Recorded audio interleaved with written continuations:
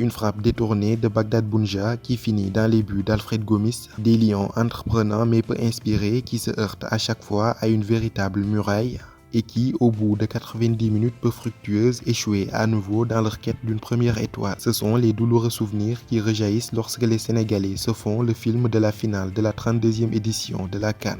Ce triste soir de 19 juillet 2019 appartient désormais à l'histoire. Les titres sont remis en jeu et les compteurs réinitialisés à zéro. Pour le Sénégal, l'objectif reste intact, marquer son nom au palmarès de la plus prestigieuse des compétitions africaines.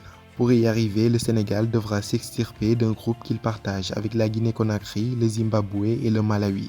Les hostilités démarrent le 10 janvier 2022 avec un duel entre le Sénégal et le Zimbabwe à 13h GMT.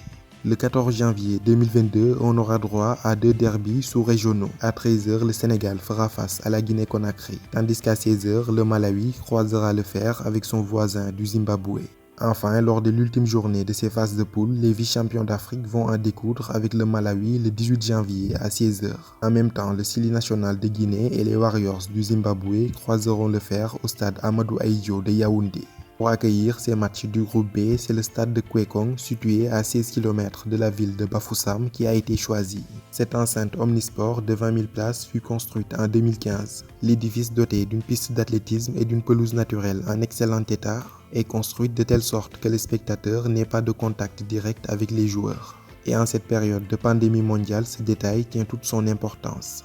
Enfin, l'autre élément à prendre en compte est que le leader du groupe B aura le privilège d'accueillir son match de huitième de finale dans ce même stade de Bafoussam.